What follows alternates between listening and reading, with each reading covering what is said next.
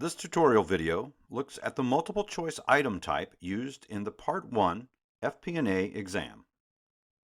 Many of the screens you will see in this video are provided in the exam tutorial.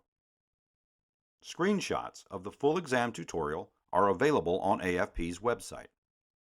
In addition, a set of practice items is available on AFP's website to allow you to try out some of the functionality discussed in this video series.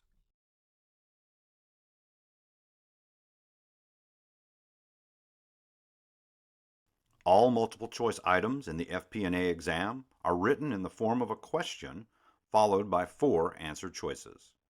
You should read the question and answer choices carefully and select the one best answer from the choices provided. To select your response, you can either click on the circle to the left of the answer choice or click on the answer itself. Either way, the circle to the left of your answer choice will be filled in to indicate that you have chosen this answer. To change your selection, just click on another answer choice. To remove your selection without choosing another answer choice, click on your originally selected answer choice again. This will make the circle to the left of that answer choice empty again.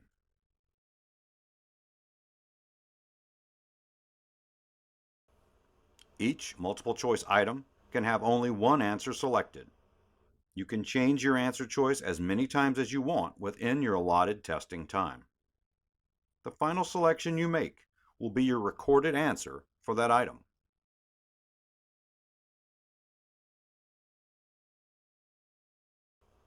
Some multiple choice questions also contain a data set, provided in the form of a spreadsheet. The data set includes additional information to be used in answering the question. If a data set is available, a Data Set button will appear at the top of the question. Clicking on that button will open the spreadsheet tool with the additional information.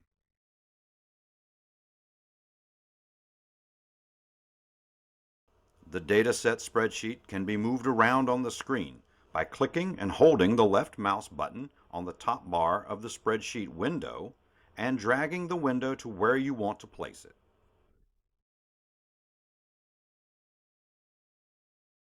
The spreadsheet window can be made larger or smaller by clicking and dragging at the edge of the spreadsheet window. To close the dataset window, click on the X in the upper right corner of the window, or click on the Close button in the lower right corner of the window. Any work you did in the spreadsheet will be retained with that item, and you will be able to access it again by clicking on the Dataset button again within that item.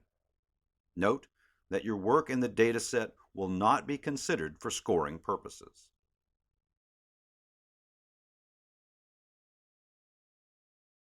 For information about how to use the spreadsheet tool, watch tutorial video number 5, which is titled Spreadsheet and Calculator Tools. Tutorial video number 5 also provides information on the functionality of the calculator that is available in all of the multiple choice items. Other features available in the multiple choice section include the Flag for Review function, the Navigator function, and the Help function. Clicking on the Flag for Review button on the top navigation bar flags the current item, indicating that you wish to review that item later if you have time remaining. Clicking on the Navigator button on the right side of the bottom navigation bar opens another useful feature in the testing system, the Navigator window. The Navigator allows you to review the status of each item in the multiple choice section and to quickly jump to another item in that section. A Help button is also available on the left side of the bottom navigation bar to provide information on exam functionality and spreadsheet functions if needed. Keep in mind that you can use any of the buttons by either clicking on them with the left mouse button or by holding down the Alt button on the keyboard along with the underlined letter on the button.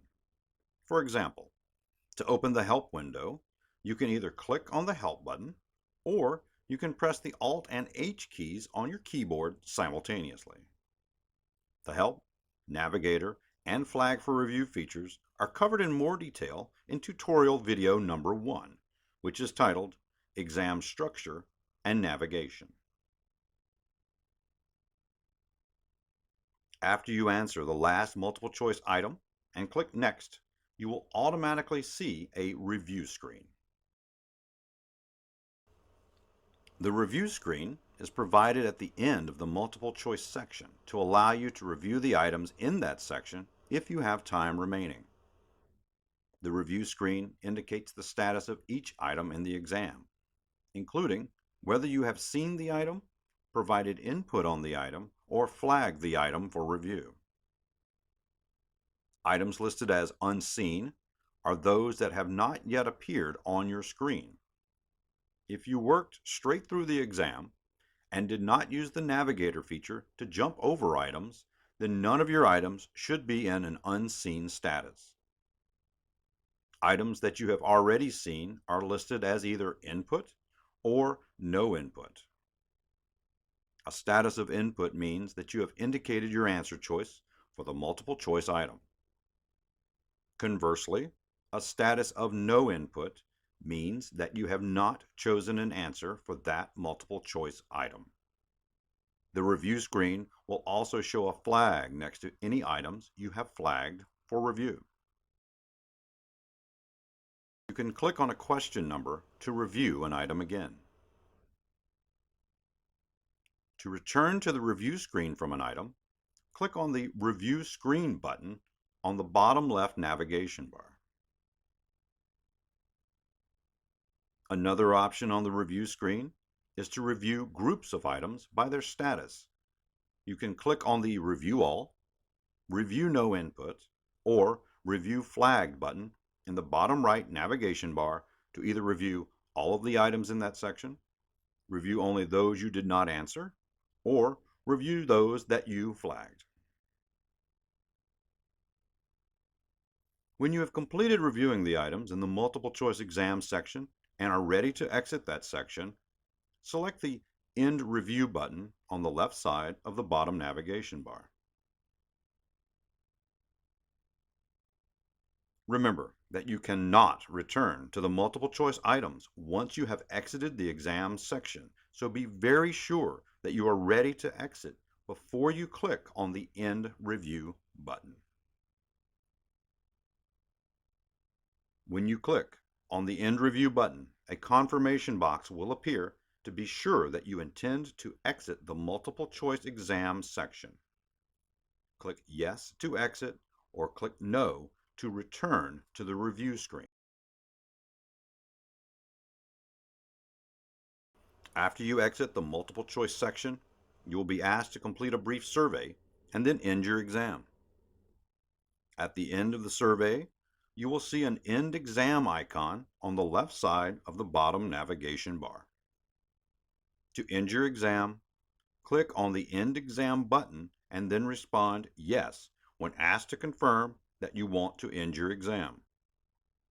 Once you end your exam, you cannot return to the survey or any other part of the exam.